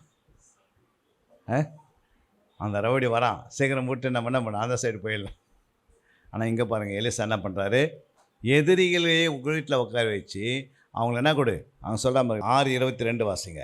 அதற்கு அவன், நீர் வெட்ட வேண்டாம், நீர் உம்முடைய பட்டயத்தாலும் உம்முடைய வில்லினாலும் சிறையாக்கி கொண்டவர்களை வெட்டுகிறீரோ, இவர்கள் புசித்து குடித்து. அவங்கள என்னாவது? சிறையாக்கி கொண்டவர்கள். அல்லேலூயா. அதாவது எலிசா என்ன பண்ண, அவங்கள சிறையாக்கிட்டாரு. அவங்கள சிறையாக்கணும் என்ன பண்ணக்கூடாது, வெட்டக்கூடாது. சரண்டர் அடைஞ்சவங்களுக்கு என்ன பண்ணக்கூடாது, வெட்டக்கூடாது. அவங்களுக்கு நல்ல ஆகாரம் கொடுத்து அவங்கள மறுபடியும் திருப்பி அமுச்சிடுவாங்க. சிறை பிடிச்சிட்டா அவங்களுக்கு வந்து அவங்க அடிமையாயிட்டாங்க, அவ்வளோதான். அப்போ எலிசாக்குள்ளே அந்த எண்ணெய் இருக்குது, கிறிஸ்துடைய அன்பு இருக்குது பாருங்கள். அவங்களுக்கு என்ன செய்ய, உணவு கொடு, தண்ணீர் கொடு. எதிரியாக பார்க்கல, எதிரி என்ன பார்க்குறாரு, நண்பனாக பார்க்குறாரு. நமக்கும் யாரும் எதிரி கிடையாது, பிசாசு தவிர. நீங்கள் எங்கே போனாலும் எதிரி உனக்கு யாருமே கிடையாது. மனுஷன் ஒரு நாள் எதிரி ஆக முடியாது. அவங்க பின்னாடி ஒரு ஆவி இருக்கும். அந்த ஆவியை நம்ம துரத்துறது தான் 72 மணி நேரம் ஜெபம், 40 நாள் ஜெபம், 21 நாள் ஜெபம், 10 நாள் ஜெபம். நீங்கள் எவ்வளோ ஜெபம் பண்ணுறீங்களோ அவங்கக்கிட்ட இருக்க பின்னாடி இருக்கிற ஆவிலாம் அவங்ககிட்ட ஓடிவிடும். அல்லேலூயா. ஏன்னா அவங்களுக்கு பின்னாடி இருக்கிற ஆவியை துரத்துவதுக்கு நம்மக்கிட்ட ஏற்ற ஜெபம் இல்லாததுனால போக மாட்டேங்குது, அவ்வளோதான். நம்ம இயேசு நாமத்தில் ஒரு செகண்டில் சொல்லி வெளியே போனால் போகாது. புரியுங்களா? அதனால தான் ஆண்டவனே சொல்கிறாரு, இந்த ஆவி ஜெபத்தினாலையும் போவோம். அப்போ நீங்கள் ஆரம்பத்தில் பண்ணது வந்து இயேசு நாமத்தில் போனால் போக மாட்டேங்குது. உடனே என்ன பண்ணுறாங்க, அவங்க உபவாசம் பண்ண சொல்கிறாரு. அப்போ உபவாசம்னா என்ன? பகலெல்லாம் 12 மணி நேரம் பண்ணுறது தான் உபவாசம். அந்த உபவாசத்தில் சாப்பிடாம. ஜெபனா என்ன? அது சொல்கிறார்ல, இந்த ஜாதி பிசாசு எதனால் போமா? அவன் உபவாசம் பண்ணுவன் ஜாமனாக இருப்பேன் நீ உபவாசத்தில் நம்ம. அப்போ அவனை உபவாசத்தினாலும் ஜபத்தில் ஏன் ரெண்டு சொல்கிறாருன்னா, உபவாசம் என்பது பகலில், ஜபம் என்பது இரவில். அப்போ இரவு பகலில் நீ ஜபம் பண்ணாத போவோம். நம்ம என்ன பண்ணுறோம், கொஞ்சம் உபவாசம் இருப்போம், 2 ஹவர் இருந்துட்டு இயேசு நான் போனால் அவங்களுக்கு முன்னாடி பார்த்தோன்னா அது 2 ஆவிக்கு மேலே 10 ஆவி வந்து இறங்கிட்டு இருக்கோம். ஏன்னா நம்ம ஜபம் எது வரைக்கும் போனோம், இரவும் பகலும் போய் முடியணும். புரியுங்களா? அவ்வளோ ஜபம் நம்ம பண்ணாமல் அடுப்பு மேலே பாத்திரத்தை வச்சோம். என்ன செய்தோம், ஒரு 10,000 பேர் சாப்பாட்டுக்கு அடுப்பு மேலே பாத்திரத்தை வச்சுட்டு வெறும் தீக்குச்சி மட்டும் கொளுத்தி வச்சுட்டு என்ன பண்ணுறோம், சோறு ஆயிடுச்சா வெந்துச்சான்னு பார்த்து வெந்திருக்குமா? நீ வச்சது என்னது? அந்த 1 மணி நேரம் ஜபம் 2 மணி நேரம் பிசாசுக்கு தீக்குச்சி வைக்கிற மாதிரி அது சுருக்குன்னு வந்து அப்புறம் என்ன பண்ணுது, போயிட்டு மறுபடியும் அங்கேயே உட்காந்துக்குது. அப்போ தொடர்ந்து 24 மணி நேரம் போட்டு உட்காந்து என்ன பண்ண ஆவிங்க இது என்ன பண்ண அனல் மூட்டுறாங்க நம்மளை. நம்ம இந்த இடத்துல என்ன பண்ண முடியாது. ஆனால் யார் என்ன பண்ணுது, ஒரு அம்மா ஒரு மலை மேலே போய் சாப்பாடு செய்திருந்தாங்க. புரியுங்களா? பசி அவங்களுக்கு மலை மேலே எப்போ என்ன பண்ணுவாங்களாம், சாப்பாடு செய்துருந்தாங்க. 3/4 மணி நேரம் பார்த்தா பாத்திரம் இல்லையா, அவங்க முன்னாடி உட்காந்துக்கிறாங்க, பாத்திரம் அந்த இடத்துல இல்லையா. பாத்திரம் பார்த்தா 2 அடி முன்னாடிக்குது. என்ன அர்த்தம், என்னடா பாத்திரம் இங்கே வச்சு நம்ம பற்ற வச்சுருந்தா இப்போ பாத்திரம் எங்கே இருக்குது, 1 அடி ஒரு 10 அடி தூரம் போயிடுச்சுன்னா என்ன சொல்வீங்க? இப்போ எப்படி அது அவ்வளோ தூரம் போயிருக்கோம். நம்ம பேய் கை கால் இல்லையா, தூக்கின்னு போவாதே. பேய்க்கு கை கால் இருந்தால் தூக்கின்னு போயிடும், அது கை கால் இல்லை. யாராவது ஒரு மனுஷனை தான் அது என்ன பண்ணணும், பயன்படுத்தணும். புரியுங்களா? டைரெக்டாக அதால் என்ன பண்ண முடியாது, எதையும் செய்ய முடியாது. ஒரு விபச்சாரம் பண்ணனா ஒரு மனுஷன் தேவைப்படுது, ஒரு வேசித்தனம் பண்ணால் அதுக்கு ஒரு மனுஷன் தேவைப்படாது, அதை வச்சு தான் அது பயன்படுத்தணும். ஏன்னா அது எப்போவுமே பிசாசும் தன்னுடைய அனுபவம் அந்த என்ன சொல்கிறது, அந்த ஆசையை பூர்த்தி பண்ணுறதுக்கு ஒரு மக்களை தேடுது. அது யாராவது ஒருத்தர் கிடச்சா என்ன பண்ணுது, அவங்கள வச்சு பயன்படுத்திக்குது. அப்போது அந்த மனுஷன் அந்த அதை அனுபவிக்கிறதில்ல, பிசாசு தான் அது இன்பத்தை அப்படின்னு ஏத்திராகத்தில் இருக்குது. அவன் இன்பத்தை பூரிப்பு பண்ணுவானா. அப்புறங்களா, விபச்சாரம் பண்ணுறது அது ஆண்டுக்குள்ள பகை, ஆனால் பிசாசுக்கு அது என்னவாது, இன்பம் உண்டாக்கிது. அப்போ இன்பத்தை அந்த மனசு அனுபவிக்கலை, யார் அனுபவிக்குது, பிசாசு அனுபவிக்குது, அவனை வச்சு பயன்படுத்திக்குது. அல்லேலூயா. அப்போ இதெல்லாம் நமக்கு தெரிஞ்சிருக்கணும். அப்போ அந்த பாத்திரம் எப்படி 10 அடி போயிடுச்சு. ஆனால் அவங்க என்ன பண்ணாங்கன்னா, ஒரு மலைப்பாம்பு மேலே வச்சு தான் அவங்க என்ன பண்ணிக்கிறாங்க, மலைப்பாம்பு படுத்துறதில்ல அது மேலே வச்சு என்ன பண்ணிக்கிறாங்க, ஆரம்பத்தில் சாப்பாடு ஆரம்பிச்சிருக்காங்க செய்யறதுக்கு. ஆனால் அதோடைய அனல் பெருக அப்போ தான் சூடு அனுபவத்தை என்ன பண்ணிக்குது, அது மூவ் பண்ணியிருக்குது. அது மாதிரி பிசாசு என்ன பண்ணுவான், அனல் யாரையாரதை இடத்த விட்டு போவான். குறைவான அனல் இருந்தால் என்ன பண்ணாது, போவாது. அப்போ வேதம், நீ ஜபத்தில் உபவாசத்தில் 12 மணி நேரம் இருந்து பகலில் நீ ஜபிக்கும் போது அப்படியே இரவு ஜபத்தை நடத்தும் போது அனல் வேகமாக வளர என்ன பண்ணுது, அந்த எல்லையை விட்டு அந்த ஆவி என்ன பண்ணுது, வேறு இடத்துக்கு போக ஆரம்பிச்சிருது. அதனால தான் ஆண்டு சொன்னார், இந்த ஜாதி பிசாசு போகணுன்னா இது உபவாசத்தினாலையும் ஜபத்தினா. அப்போ இரவும் பகலையும் ஜபம் பண்ணி விசுவாசம் வளர்றது, ஆட்டோமேட்டிக் பிசாசு அந்த எல்லையை விட்டு போயிடுது. நம்ம என்ன பண்ணுறோம், இரவும் ஜபம் பண்ணுறதில்ல, பகலையும் ஜபம் பண்ணுறதில்ல. ஆண்டு சொன்ன ஜபமும் பைபிளில் இல்லை.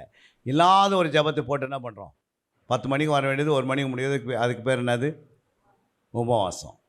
2 மணிக்கு சாப்பிட்ற வேண்டியது, சாப்பிட்ருக்கு. அப்புறம் நைட்டில் போய் நம்ம எதுவும் சாப்பிட்றதில்ல. கேட்டால் நான் உபவாசத்துக்கு போயிட்டு வந்தேன், ரொம்ப டயர்டாகிறேன்னு.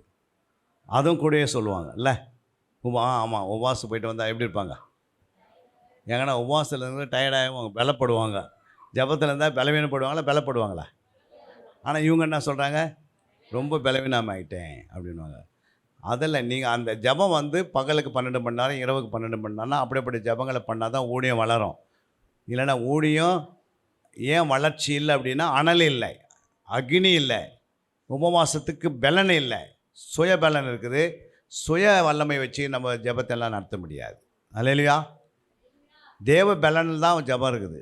தேவ பலனை வச்சு நீங்கள் ஜபம் பண்ணி பாருங்கள், தானாக பிசாசு அந்த இடத்த அசைவான், போயிடுவான். அப்போ எஸ்தர் 3 பகல் 3 இரவு உட்கார்ந்த நாள் தான் அந்த ராஜா என்ன பண்ணார், சொல்கிறதெல்லாம் கேட்டார். ஆமானுக்கு என்ன உண்டாச்சு, தூக்கு மரம் அவனுக்கு ஆயத்தமாகிடுச்சு. எதை அவன் ஆயத்தப்படுத்தினாலும் அது அவனுக்கு ஆயிடுச்சு. அதுக்கு என்ன காரணம், யார் ஒன்று மோத வந்தாங்களோ அவங்களே மோதி சாவாங்க தவிர நீ அழகாக வெளியே வந்துடுவேன். அல்லேலூயா. எல்லாமே தேவன் தான் தன்னுடைய தூதர்களை அனுப்பி விடுதல் ஆக்குவார் ஜபத்தில்.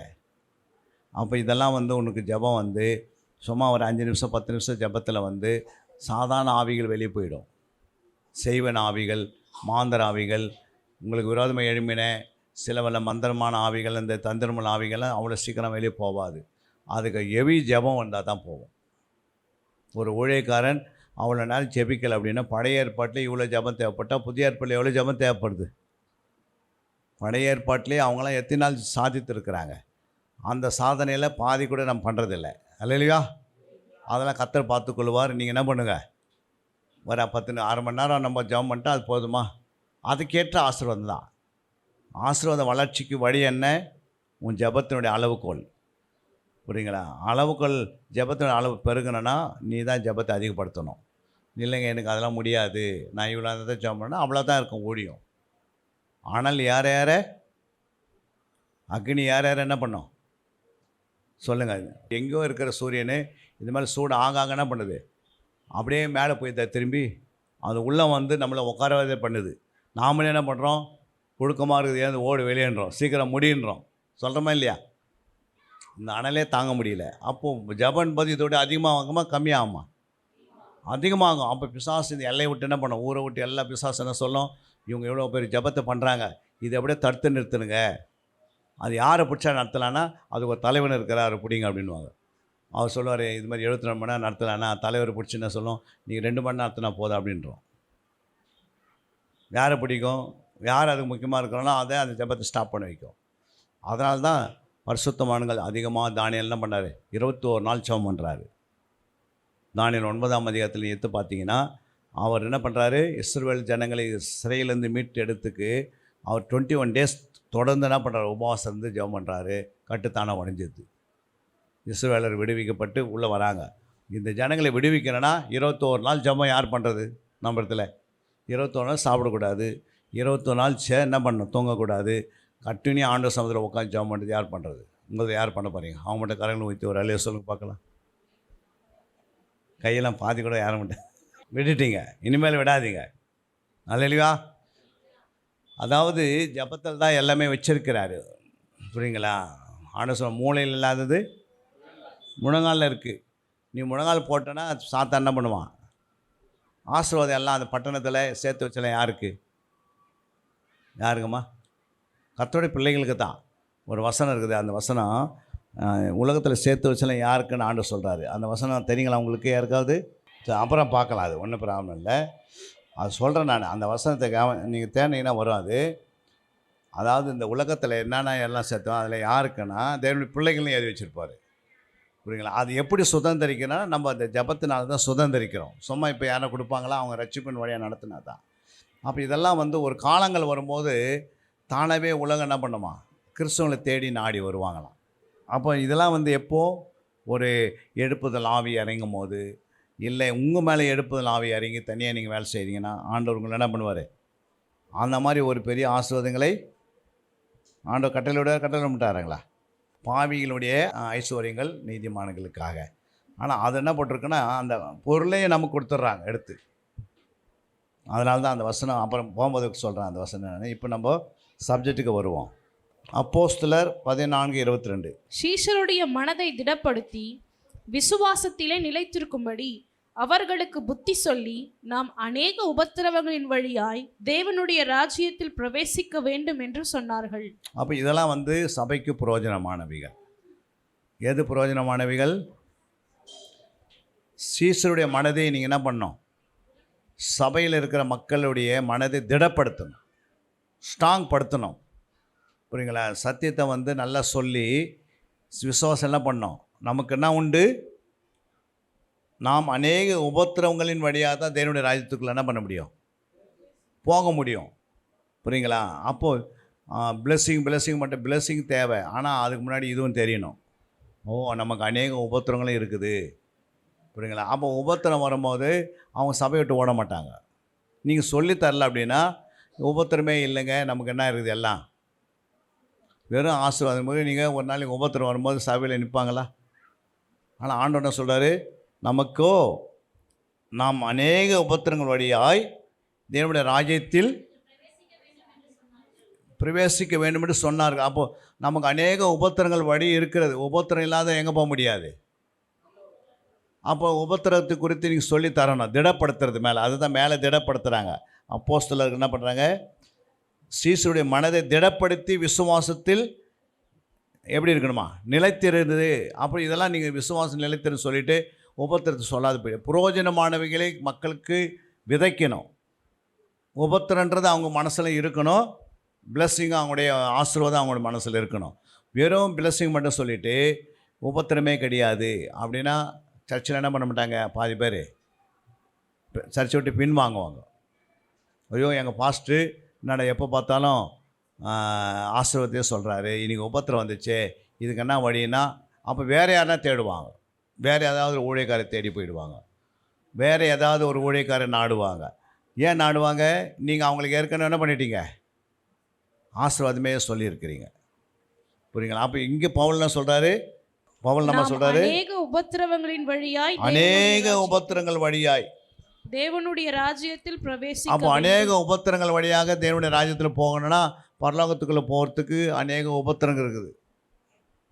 அதை 7-8 கூட நம்ம வாசிக்கிறோம்ல, வெளிப்படுது 7:14. அதற்கு நான், ஆண்டவனே அது உமக்கே தெரியும் என்றேன். அப்பொழுது அவன், இவர்கள் மிகுந்த உபத்திரவத்திலிருந்து வந்தவர்கள். இவர்கள் தங்கள் அங்கிகளை ஆட்டுக்குட்டியானவருடைய இரத்தத்திலே தோய்த்து வெளித்தவர்கள்.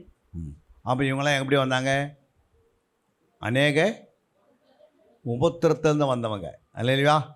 அப்போது ஜனங்களுக்கு வந்து புரோஜனமானவர்களை சொல்லணும். வெறும் புரோஜனம் இல்லாததே, லகுவாக இருக்கிறதே, உனக்கு எந்த கஷ்டமாக இருக்காதுப்பா, ஜபத்துக்கு வந்தால் உனக்கு எந்த சோதனை வராது, உனக்கு எந்த ஒரு என்ன வராது, நம்ம எதுவுமே வராது, நீ எப்பவுமே ஆசீர்வாதமாக இருப்ப. ஆசீர்வாதமாக இருக்கிறதுக்கு தான் சபைக்கு வரோம். ஆனால் உபத்திரம் பாடு துன்பம் எதுக்கு வருது, ஆசீர்வாதத்தை வளர்ச்சிக்கு தான். உபத்திரம் வருது, பாடு வருது, துன்பம் வருதுன்னா அது எதுக்கு, நம்ம நீங்கள் ஆசீர்வாதம் இருக்கிறது தானே வருது. ஒரு உபத்திரம் வருதுன்னா எதுக்கு வருது, ஒரு சோதனை வருதுன்னா எதுக்கு, அடுத்த 10 மார்க் எடுத்து இன்னொரு 10 மார்க் எக்ஸ்ட்ரா எடுப்பான். அது ஜெயிக்கணும். சோதனை ஜெயிக்கிற மனுஷன் அவன். சோதனை வந்துச்சு, உபத்திரம் வந்துடுச்சு, போராட்டம் வந்துடுச்சு, இனிமேல் என்னால் ஒன்றும் பண்ண முடியாது, இது யாரா காப்பாற்றணும், எப்படி ஆண்டவருடைய பாதத்தில் உட்காந்து அந்த வழியை நீ உள்ளே நுழையணும். ஒரு நல்ல வெள்ளியை கொண்டு போய் புடமிடலைன்னா நான் எப்படி இருக்கும், பல பல பல மினுக்கிறதுக்கு. அப்போ உபத்திரம் எதுக்கு, நம்ம பல பல பல பரிசுத்தம் ஆகிறதுக்கு அல்லையா? அப்போ பரிசுத்தம் ஆகிறதுக்கு எனக்கு உபத்திரமே வேணாம், எனக்கு எந்த பாடும் வேணாம், நான் நேராக வருவேன் போவேன், அவ்வளோதான். பல பாடுகள் இயேசு போயிருக்கிறாரு. புரியுங்களா? மோசே சொல்கிறாரு, என் சகோதரத்துக்கு நான் எதுக்கு போகிறேன் அப்படின்னா நிந்தைகளை அனுபவிக்க. அப்போ சகோதரர்கிட்ட என்ன இருக்குமா, நிந்தை இருக்குதான். புரியுங்களா? பாவ சந்தோஷத்தை அனுபவிப்பதை காட்டிலும் என் சகோதரத்துக்கு போய் என்ன பண்ணுவேன், நிந்தை அனுபவிப்பேன் அப்படின்னு என்ன சொல்லுவாங்களா? நம்ம பாவ சந்தோஷம் எகிப்தில் இருந்தது, ஆனால் சகோதரர்கிட்ட என்ன இருந்ததுதான், நிந்தை இருந்தது. அதை யாரும் அனுபவிப்பாங்களா? ஆனால் மோசம் என்ன பண்ணுறாரு, அதை விட்டுட்டு ஓடியாடுறாரு. அப்போ நம்முடைய வாழ்க்கை எப்படி, நிந்தையிலும் உபத்திரவங்களிலும் பாடுகளிலும் துன்பங்களிலும் அப்புறம் சோதனையிலும் சிக்கி அதுக்குள்ளே போய் வெளியே வந்தால் தான் வெளிச்சம், பிரகாசம், ஒளி, நீங்கள் மேன்மேலும் உயர்த்தப்படுவீங்க. இதெல்லாம் ஊழியத்தில் இருக்குது அல்லையா? அப்படி தான் எல்லா ஊழியர்களையும் கர்த்தர் என்ன பண்ணார், அந்த ரூட்டில் தான் கொண்டு வந்தார். யாராவது உபத்திரப்படாத உள்ளே போயிட்டாங்களா? நல்ல சுகபோகமாக வாழ்ந்தார் சாலமோன். எங்கே போனார்? புதிய ஏற்பாட்டு பேரே இல்லாது போயிடுச்சு. இருந்தா பேர், சுகபோகமாக வாழ்ந்தார், ஞானத்தில் சிறந்தவராக இருந்தார், எல்லாத்துலேயுமே இருந்தார், கோயில் சர்ச்சு கட்சி எல்லாம் கட்டினார். ஆனால் வாழ்க்கை எப்படி முடிஞ்சுது, தன்னுடைய தகப்பனை பின்பற்றலையா, தகப்பனுடைய வழியை பின்பற்றாது போயிட்டானா. யோசித்து பாருங்கள், சர்ச்சு கட்டி சர்ச்சில் இப்போ 25 வருஷம் இருந்துட்டு முடியும் போது எப்படி இருக்குது வாழ்க்கை, வேறு மதத்தில் முடிஞ்சிடக்கூடாதுல்ல. முடிவு பறந்து நிலைத்திருப்பவனே, மரணம் பரிந்தவர்க்கு கீழ்ப்படுகிறவனே. நம்ம மரணம் சந்திக்கிற வரைக்கும் நமக்கு எப்போ பாடுகள் உபத்திரம் வந்துனே இருக்கும். அதில் முழுகி நீ எழும்பினா தான் நீ எப்படி இருப்ப, ரத்தத்தால் துவைக்கப்பட்ட வஸ்திரத்தை தரித்திருக்க முடியும். அல்லேலூயா. எத்தனையோ முறை நம்ம ரத்தம் சிந்த வேண்டியது கூட இருந்திருக்கும். எத்தனையோ முறை கீழே விழுந்து நீங்கள் ஊழியத்துக்கு போகும்போது கீழே வந்து முட்டி தேஞ்சி ரத்தம் சிந்தப்பட்டிருக்கோம். இருக்கா இல்லையா? எத்தனையோ முறை நீங்கள் வீட்டிலேருந்து வரும்போது எத்தனை அடிகள் பட்டிருக்கலாம், காயங்கள் பட்டிருக்கலாம். அதெல்லாம் எதுக்கு? ஊழியத்திற்கு போகும்போது இதெல்லாம் வருதா இல்லையா? அப்போ ஆண்டவர் ஏன் வந்துச்சு அப்படின்னு கேட்டால், முகாந்திரமில்லாதே வரும் சிலது. யோபுக்கு என்ன ஆயிடுச்சு? எந்த முகாந்திரமே இல்லை, என்ன வந்துடுச்சு? அடி வந்துடுச்சு. வீட்டுக்கே ப்ராப்ளம். தானியேலுக்குள்ளே எந்த முகாந்திரம் கண்டுபிடிக்கிறாங்க, தேடுறாங்க, ஏதாவது கிடைக்குமான்னு பார்த்தா எதுவுமே என்ன பண்ண மாட்டேங்குது, கிடைக்கல. முகாந்திரம் எல்லாமே ஊழியக்காரர்கள் சில வரும். புரியுங்களா? முகாந்திரம் தான் வரேன்ல. முகாந்திரம்னா என்ன? ஓ, இவர் இந்த தப்பு பண்ணிட்டார், இந்த பனிஷ்மெண்ட் வரும். ஆனால் நீ எதுவுமே பண்ணல, ஆனால் வரும். எதுக்கு வரும்? முகாந்திரம் எல்லாம் வரும். ஏன் வரும்? நீ இன்னும் ஆவியில் வளருவதுக்காக, இன்னும் நீ மேல் மேலே உயர்த்துவதுக்காக. அப்போ மேல் மேலே நீ உயர்ந்து வர்றதுக்கு முகாந்திரம் இல்லாத சில நேரத்தில் கஷ்டங்கள் வரும், துக்கம் வரும், சில அவமானம் வரும், நிந்தைகள் வரும். அதனால் அதை வச்சு என்ன பண்ண முடியாது? ஏன் ஆண்டவர் இப்படி பண்ணார் என்னன்னு கேட்க முடியாது. புரியுங்களா? ஆண்டவரே எனக்கு ஏன் இதெல்லாம் வந்துச்சு அப்படி கேட்க முடியுமா? தானியேலை கொண்டு போய் சிங்க கோயிலில் போகிறதுக்கு என்ன அர்த்தம் இருக்குது? அவர் என்ன பண்ணிட்டார்? அப்படி உண்மையுள்ளதாக இருந்தார், குற்றமில்லாத இருந்தார், பரிசுத்தமாக இருந்தார், தேவனுக்கு பயந்து இருந்தார், சொல்கிறதெல்லாம் கேட்டு கரெக்டாக செய்தார். ஏன் வந்தது? முகாந்திரம் எதுவுமே கண்டுபிடிக்க முடியல. ஆனால் வாழ்க்கையில் என்ன ஆச்சு? சிங்கத்துக்குள்ளே போடதான் இருந்தது. நமக்கு ஒரு தப்பான இடத்த தூக்கி போட போகிறாங்க கணத்தில், அப்படி குடியில் பாம்பு கும்பலாம் இருக்குதுன்னா நம்ம என்ன பண்ணுவோம்? பயப்படுவோம் இல்லை? ஆனால் தானியேல் என்ன பண்ணல, சிங்கத்துக்குள்ளே போகிறத போடு, எங்கன்னா போட்டுக்கு, நீ எனக்கு ஆண்டவர் தான் முக்கியம் அப்படின்றாரு. எனக்கு ஜபம் தான் முக்கியம், வேறு எதுவும் இல்லை. தேவனோட நான் பேசாமல் ஒரு நாள் இருக்க மாட்டேன். உன்னோடு பேசுகிறனோ இல்லையோ, நான் ஆண்டோடு பேசணும். அப்போ ஒரு நாளைக்கு எத்தனை முறை பேசுகிறார் தானியேல்? 3 முறை பேசுகிறார். எதுக்கு பேசுகிறாரு? தானியேல், நீ ஆண்டோட பேசிட்டேன்னா உனக்கு ஆண்டவர் சந்தோஷமாக இருக்கும். எத்தனை பேர் வந்து பயம் காட்டினாலும் பயம் வராது. ஏன்னா ஒருத்தர் ஆண்டோடு பேசுகிறவங்களுக்கு இந்த பூமியில் நீ என்ன தான் பலன் நோண்டி குழியில் விழணும்னு ஆசைப்பட்டோட விழ முடியாது. அல்லேலூயா. கர்த்தர் உனக்காக என்ன பண்ணுவார்? நிற்பார். ஏன்னா நீ ஆண்டோடு பேசுகிறவனுக்கு எதை குறித்து பயப்பட மாட்டாங்க. ஆனால் ஆண்டவர் விட்டு நீ விலகி மற்றவங்கிட்ட பேசுனதா பயம் வரும். அதனால தான் தானியேலுக்குள்ளே எந்த பயமே கிடையாது. தானியேலுக்குள்ளே எந்த ஒரு யாரை குறித்தனா இல்லை, பயம் கிடையாது. சிங்கனையும் போட்டுக்கோ, எதனா போட்டுக்கோ, நெருப்புல தூக்கி எல்லாம் போட்டுக்கோ, அதெல்லாம் எனக்கு தெரியாது. என் ஆண்டவரோட நான் பேசுறத மட்டும் நான் நம்ப மாட்டேன், ஸ்டாப் பண்ண மாட்டேன். நான் தேவனோடு சஞ்சரிக்கிறேன்னா சஞ்சத்தினே இருப்பேன். புரியுங்களா? நீ எத்தனையும் சட்டம்னா போட்டுக்கோ. சட்டத்தை மீறுகிறவர் தானியேல். சட்டத்தை மீறுகிறவர் யார்? எஸ்தர். எஸ்தர் என்ன பண்ண? சட்டத்தை மீறுவாங்க. மீறி தான் ராஜாவை சந்திக்க போவாங்க. அப்போ இதெல்லாம் வந்து வைராக்கியம். அப்போ பாடுகள் உபத்திரம் வரும். அடுத்த வருஷம் வாசிக்க முடிக்க போகிறோம். ஆதியாகமம் 24:12. என் எஜமானாகிய ஆபிரகாமுக்கு தேவனாயிருக்கிற கர்த்தாவே, தேவனாயிருக்கிற கர்த்தாவே, இன்றைக்கு நீர் எனக்கு காரியம் சித்திக்க பண்ணி, இன்றைக்கு நீர் எனக்கு காரியம் சித்திக்க பண்ணி என் எஜமானாகிய ஆபிரகாமுக்கு தயவு செய்தருளும். அப்போது அவர் என்ன பண்ணுறாரு? போகும்போது ஒரு ஜெபம் பண்ணிட்டு தான் போகிறாரு இல்லை, சும்மா போனார். எலியாசியார் தேவனுடைய பாதத்தில் உட்கார்ந்து தான் என்ன பண்ணுறாரு? ஜெபிக்கிறாரு. அல்லேலூயா. அப்போ காரியத்தை என்ன பண்ணுறாரு? ஆண்டவர் காரியத்தை வாய்க்க பண்ணுறாரு. புரியுங்களா? என்ன சொல்லிட்டு போகிறாரு? ஈசாக்கு ஏற்ற ஒரு துணை வேணும். அப்போ ஏற்ற துணை வரணுன்னா அதுக்கு ஒரு அடையாளம் போடுறாரு அவர். நான் நினைக்கிறதெல்லாம் இந்த அம்மா செய்யணும் அப்படின்னு. அப்போ அவர் நினைப்பதுக்கு அதிகமாக செய்கிறாங்க. அப்போ அவர் போய் வாசலில் நிற்கும் போது என்ன சொல்கிறாங்க? லாபான் என்ன சொல்கிறாரு? ஆசீர்வதிக்கப்பட்டவர்களே உள்ளே வாரன்னு கூப்பிட்றாங்க. யாரையே? லாபான் கூப்பிட்றாரு எலியாசியார். அல்லேலூயா. அப்போ இவர் ஆசீர்வதிக்கப்பட்டன்னு தெரிஞ்சிச்சா அவங்களுக்கு. இவர் போன காரியம் அங்கே நிறைவேறுது. அப்போ எஜமானுக்கு ஏற்ற துணையை கரெக்டாக என்ன பண்ணுறாரு? ஈசாக்கு நல்ல ஒரு துணையை கொண்டு வந்துடுறாரு. அப்போ இவர் ஜெபம்ன்ட்டு போகிறது கரெக்டாக ஏன் நடக்குது? ஆபிரகாம் என்ன சொல்கிறாரு? நீ யார்கிட்ட போனோம்? தப்பு தவறி அந்நிய ஜனத்துக்கிட்ட என்ன பண்ணிடாத, போயிடாத, எனக்கு அதுக்கு என்ன பண்ண ஆணையிடுன்றாரு.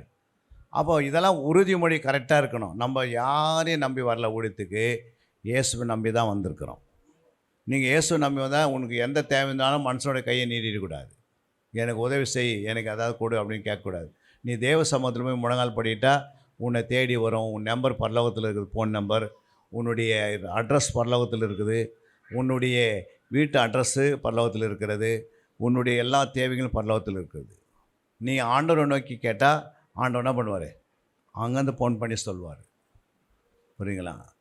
உனக்கு ஃபோன் வந்து அங்கே ஃபோன் நம்பர் இல்லாத உங்கள் நம்பருக்கு ஃபோன் வரும்.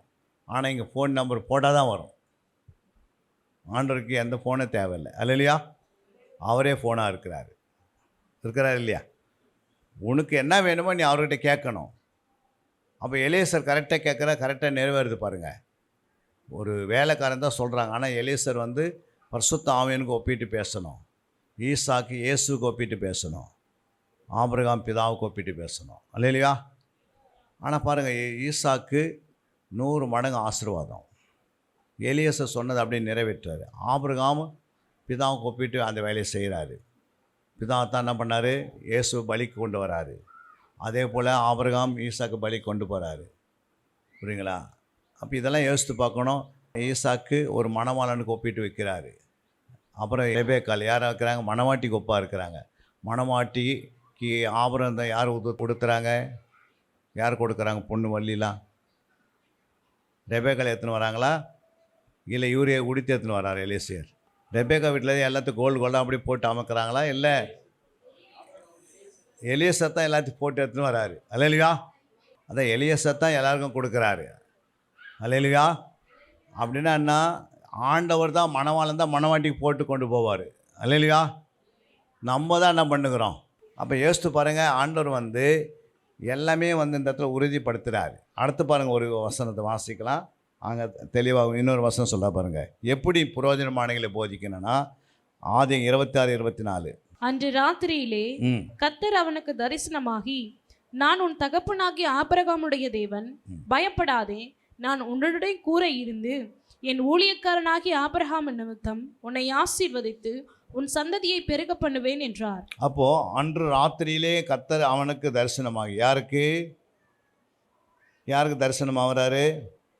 நான் ஆபிரகாமுடைய தேவன், பயப்படாதே, நான் உன்னுடனே கூட இருந்து என் ஊழியக்காரராகிய ஆபிரகாம் நிமித்தம் உன்னை ஆசீர்வதித்து உன் சந்ததியை பெருக பண்ணுவேன். அப்போ ஆண்டவர் யாருக்கு சொல்கிறாரு? ஈசாக்கு சொல்கிறாரு. அப்போது நீங்கள் பெற்றோர்கள் வந்து நீங்கள் ஆண்டுக்கு உண்மையை ஒத்துமா வாழ்ந்தீங்கன்னா உங்கள் நிமித்தம் ஒரு நாள் பண்ணுவார் ஆண்டவர், உங்கள் பிள்ளைங்களை ஆசீர்வதிப்பார். நீங்கள் ஸ்டாண்டர்டாக இல்லை அப்படின்னா, ஸ்டடியாக இல்லை, ஆண்டவருக்கு கரெக்டாக தரமாக இல்லை, அப்படி உருவாக்கப்படலைன்னா, ஏதோ வந்தோம் போனோன்ற காலத்தை ஓட்டின்னு இருந்தீங்கன்னா பிள்ளைங்க நிலைமை எப்படியும் ஒழித்துக்க வராது. அப்போது கர்த்தர் பின்னாடி வர சந்ததி ஆசீர்வதிக்கணும்னா நீங்கள் நல்லா ஜெபத்தில் என்ன பண்ணணும்? நிலைத்திருந்த சத்தியத்தை நல்லா ஆழமாக அறிந்து, நல்லா ஆழமாக போதித்து, நல்லா உருவாக்க, நல்ல சேனைகளை, கரெக்டாக தரமான சேனைகளை, தரமான சீசர்களை, தரமான ஜாமக்காரர்களை, தரமான போர் சேவகர்களை, தரமான ஊழியர்களை, தரமான குணசாலி ஸ்திரீகளை, தரமான நல்ல கற்புள்ள கன்னிகளை உருவாக்கணும்னா பின்னாடி வர சந்ததி ஆசீர்வதிக்கப்படும். நம்ம எதுவுமே செய்யலை அப்படின்னா பின்னாடி வர சந்ததி உடுத்துக்க வராது. புரியுங்களா? நம்ம ஏதோ செய்தாலும் கர்த்தருக்கு செய்கிற மாதிரி ஊழியம் அதுதான் பெருசு. உலகத்திலே பெரிய ஊழியம் எதுனா ஆண்டவர் செய்கிறோம். அதான் லிங்கன் ஆபிரகாம் சொன்னார். என்ன சொன்னார்? அவர் ஜனாதிபதியாக இருந்தார் இல்லை, அமெரிக்காவில் என்ன இருந்தார். ஆனால் அவர் என்ன சொல்கிறாருன்னா, தேவனுடைய ஊழியத்தை தான் இந்த ஜனாதிபதி, இந்த உலகத்திலே அதிகமான சம்பளம் அமெரிக்காவில் இருக்கிற ஜனாதிபதிக்கு தான். ஆனால் சொல்கிறேன், அந்த வேலை எனக்கு வேணாம், எனக்கு நான் போய் ஆண்டவராக இயேசுக்கு சொன்னால் செய்யணும், சுவிசேஷம் அறிவிக்கணும், அவருடைய சித்தத்தை செய்யணும், அவர் ஊழியத்தை செய்யணும்னு சொல்லி அந்த வேலையை எழுதி கொடுத்தாரு. ஒரு ஜனாதிபதி எழுதி கொடுக்குறாருன்னா அவருக்கு என்ன? அப்போ ஆண்டவர் மேலே எவ்வளோ பெரிய, உலகத்திலே சிறந்த ஊழியம், சிறந்த ஜனாதிபதி அமெரிக்கா ஜனாதிபதி தான். அவருக்கு தான் நிறைய சம்பளம். அப்படிப்பட்ட ஒரு ஜனாதிபதியை தன்னை தாழ்த்தி எங்கே வராரு? இயேசு ஊழியத்தை செய்து வராரு. நம்மளை ஜனாதிபதி ஆக்கியிருந்தா நம்ம ஊழியரெல்லாம் ஜனாதிபதிகிட்ட வாங்க, நான் தசமாக கொடுக்க நம்மளே கூடுவோம். இல்லையா? ஏன்னா நம்ம என்ன இருக்கணும், நமக்கு டைமு ஜனாதிபதி ஆகிட்டா நம்ம என்ன பண்ணுவோம்? ஊழியர்களை கூப்பிடுமா? என்ன செய்வோம்? விஜய் ஆகிடுவோம். 24 hours என்னால் என்ன பண்ண முடியல, உங்களை பார்க்க முடியல, பாஸ்ட்டாக நீங்கள் என்ன பண்ணுங்க, திருந்த இடத்துக்குன்னு இந்த வாரத்தில் வந்துடுங்க, இந்த நேரத்தில் கரெக்டாக இருக்கும், அப்பாயின்மெண்ட் நான் உங்களுக்கு கொடுப்பேன் அதனால தான் நம்ம ஜனாதிபதி ஆகிறதில்ல. அல்லையா? அப்போது ஆண்டவர் வந்து பாருங்கள், அப்போ நமக்கு கொடுத்த ஊழியம் வந்து ஜனாதிபதி காட்டிலும் பெரிதான ஊழியம். அல்லையா? அப்போ அவ்வளோ பெரிய ஊழியக்காரன் நம்மளை ஆக்கிட்டு நம்ம என்ன பண்ணுறோம், திரும்ப மட்டமான நிலைமையில் போயிடக்கூடாது. புரியுங்களா? பொருள் பெருசு கிடையாது, பணம் பெருசு கிடையாது, அபிஷேகம் பெருசு. நம்ம மேலே ஒரு அபிஷேகம் இருக்குது, நம்ம மேலே ஒரு கர்த்தருடைய வார்த்தை இருக்கிறது, நம்ம மேலே ஆண்டவர் நம்பிக்கை வச்சிருக்கிறாரு. அல்லையா? நம்முடைய உயர்த்துவதற்கு அவருடைய பலத்த கரத்தில் நம்ம அடங்கியிருந்து, அவருடைய அடங்கியிருக்குன்னா அவர் சொல்லுவதெல்லாம் நம்ம கேட்டு வளர்ந்து ஆயத்தமாகிடணும். புரியுங்களா? இந்த வருஷம் நீங்கள் சீசன் ஆகணும்னு சொன்னால் சீசன் ஆகி சீசனுடைய குவாலிஃபிகேஷன் வந்துடணும். புரியுங்களா? புது புது காரியங்களையும் எழுத கற்றுக்கொள்ளணும். புதுசாக எழுதி புக்கு போட்டு என்ன பண்ணணும், சீசத்தை குறித்து எனக்கு எழுதி நீ கொடுக்கணும், ஒரு ஹோம் ஒர்க்கு மாதிரி அதிகார ஆட்சியிலையும் எடுக்கணும். இதெல்லாம் எடுத்து பழகி கற்று தேறி அந்த ஒரு வருஷத்தில் என்ன பண்ணோம், ஒரு வருஷத்துடைய கிளாஸோடைய டைமை கணக்கு போட்டிங்கன்னா 12x3 எவ்வளோ ஆகுது? 12x3 எவ்வளோம்மா? 36 மணி நேரம் தான் ஒரு வருஷம் கிளாஸு. 36 ஹவரில் நீங்கள் படிக்கிறீங்க. ஆனால் அந்த 36 ஹவரில் நீங்கள் எடுக்கிற ஹோம் ஒர்க்கு தான் உன்னை உருவாக்கும். நீங்கள் ஹோம் ஒர்க் எடுக்கலை அப்படின்னா அது ஒன்று உருவாக்காது. அது வந்து உனக்கு என்ன ஆகிடும், ஹோம் ஒர்க் எடுக்கலாம், நீ டைம் கொடுக்கலாம் அர்த்தம். இந்த 36 வச்சு நம்ம ஒரு சீசன் ஆக்கலை, நீங்கள் எடுக்கிறீங்க பாருங்கள், அந்த ஹோம் ஒர்க்கு தான் உன்னை சீசன் ஆக்குது. ஏன்னா நீங்களே உட்காந்து நீங்களே சமைச்சு சாப்பிட்றீங்க. புரியுங்களா? அதுக்கு தான் கர்த்தர் சொல்கிறாரு, நிறைய பேருக்கு நம்ம போதிக்க ஆரம்பிச்சிடுறோம். போதிக்கிறதுக்கு முன்னாடி நீ சமைச்சு சாப்பிட்டு பாருங்கள், அப்போ தான் அதை போதிக்க முடியும். அல்லையா? அப்போ நீங்கள் சமைச்சு நம்மளே சமைச்சு சாப்பிட்றோன்னா எப்படி இருக்கும்? அதான் ஆண்டவனா சொன்னார், நீ இன்றைக்கி மீன் பிடிக்கிற, நாளைக்கு என்ன பிடிக்கிறேன், மனசில் பிடிப்பான்னாரு. அது எப்படி பிடிப்பா, அது நான் கற்றுத்தரேன்னாரு. அப்போ சீசர் சொன்னது அவங்க மனசில் பிடிச்சாங்களே இல்லையா? அதே மாதிரி நம்மளே கர்த்தரை உயர்த்துவார். காலங்கள் போகிறோம் அப்போ உயர்த்துவார். எடுத்த பிறகு நம்ம செடி அப்படி மாஞ்செடி வச்சுருக்கு, நாளைக்கு கனி பார்க்க முடியுமா? முடியாது. இனி கல்யாணம் பண்ணால் நாளைக்கு பிள்ளைகளை பார்க்க முடியாது. அதுக்கு ஆண்டவர் வந்து நாளை கொடுக்குறாரு, வருஷங்களை கொடுக்குறாரு, எல்லாருக்கும் டைம் தரார். இயேசுக்கு 30 வருஷம் டைம் எடுத்துக்கினார் ஊழியத்துக்கு. எடுத்தவருக்கு அவர் பிறந்த பிறகு 12 வருஷத்துலேயே ஊழியம் செய்து ஆரம்பிச்சிட்டுக்கலாம். புரியுங்களா? டைம் இல்லைன்னு சொல்லிங்கன்னு. அல்லையா? அவரே 30 வருஷம் வரைக்கும் காத்திருந்தார். 2000 வருஷம் அதுக்கு முன்னாடி 4000 வருஷம் காத்திருக்கிறாரு. ஏதேன் தோட்டத்தில் ஆதாம் தோட்டத்தொட்டு வெளியே வந்துட்டான் பாவம் செய்து. மனுகுலம் ஃபுல்லாக பாவத்தில் முழுகாச்சு. 4000 வருஷம் பாவத்தில் முழுகி இருக்கிறது. அவர் 100 வருஷம் ஆனவருக்கும் வந்து விடுதலாக்கி தந்துட்டுக்கலாம். நோவா காலத்திலேயே இல்லை, நோவா காலத்திலே வந்து ஏசு என்ன பண்ணிக்கலாம், மறைச்சிருக்கலாம். அவர் 4000 வருஷம் அது காத்திருந்தார். 4000 வருஷம் நம்ம காத்திருந்தோம். எப்படி காத்திருக்குது? புரியுங்களா? நமக்கு ஒரு டியூ கட்டணும் அப்படின்னா அது ஒரு 4000 வருஷம் கட்டினுக்குதுன்னா எப்படி கட்ட முடியுமா? எப்படா முடியும்னு யோசிச்சுப்போம். ஆனால் 4000 வருஷம் ஆண்டு காத்திருந்து வந்து சிலுவைக்கு போய் ரத்தத்தை சிந்தி இன்றைக்கி என்ன பண்ணியிருக்கு, ஜனங்களாம் மனம் திரும்பி உள்ள வருது. அப்போ எவ்வளோ வருஷம் காத்திருக்கிறார் ஆண்டவருக்கு? 4000 வருஷம் 4 நாள்ன்றாங்க. புரியுங்களா? நமக்கு கொடுக்கப்பட்டது 70 வருஷம், பலத்தினால் 80-90 வருஷம். ஆனால் நமக்கு ரட்சிக்கப்பட்டது பாதியில் ரட்சிக்கப்பட்டோம். இந்த கொடுத்த வருடங்களை நாம் என்ன செய்யணும், ஆண்டவருக்காக நம்ம நின்று அதற்காக வேதத்தை அறிவது, ஜெபிப்பது, துதிப்பது, ஓடுவது, உழைப்பது, கொடுப்பது, தாங்குவது. நேரத்தை நீங்கள் வச்சா தான் முடியும். நேரம் வந்து குறைந்த நேரம் தான் நமக்கு கொடுக்கப்பட்டுக்குது. தூக்கத்துக்கு 8 மணி நேரம் கணக்கு போயிடுது. 80 வருஷம் வாழுறாங்க அப்படின்னா தூக்கத்துக்கு எத்தனை வருஷம் கொடுப்பாங்க? ஒரு நாளைக்கு 8 மணி நேரம் தூங்கினா ஒரு 80 வருஷம் வாழ்க்கையில் 8 மணி நேரம் தூங்குறதுக்கு தூக்கத்துக்கு எத்தனை வருஷம் கொடுத்துட்றோம்?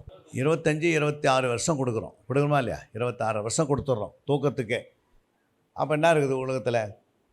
அவர் வேலைக்கு ஒரு 26 வருஷம், மீதி இருக்கிறது 26 வருஷம். அதில் ஊழியத்துக்கு ஆண்டு கொடுத்து எத்தனை வருஷம்? ரொம்ப குறைந்த வருஷம்தான்.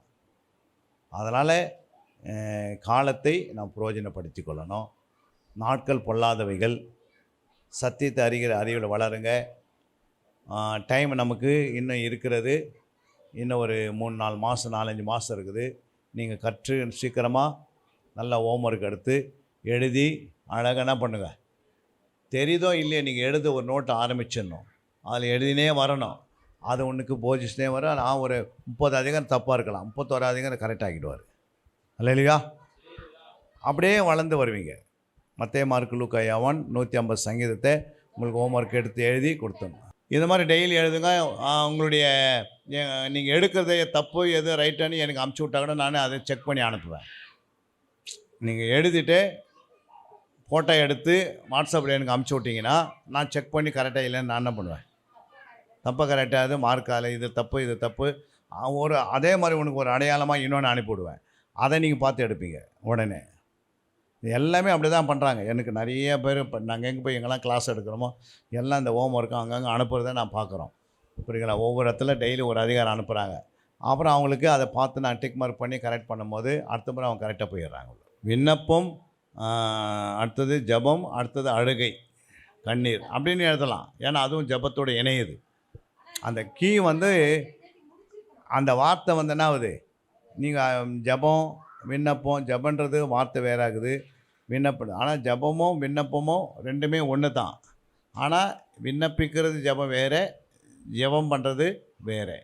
ஆனால் ரெண்டுமே ஆண்டவர்கிட்ட தான் போகுது இல்லை? அப்போ விண்ணப்பம் எப்போ பண்ணுறோம்? ஒருத்தர் உடம்பு சரியில்லைருந்தால் ஸ்கூலில் போய் என்ன பண்ணுறோம், விண்ணப்பிக்கிறோம். ஜெபம் எப்போ பண்ணுறோம் அப்படின்னு பைபிள் இருக்குது. நீங்கள் போய் பாருங்கள், விண்ணப்பத்துக்கும் வேண்டுதலுக்கும் ஜெபத்துக்கும் கூக்குரலுக்கும் அப்படி தனித்தனியாக பிரிப்பீங்க.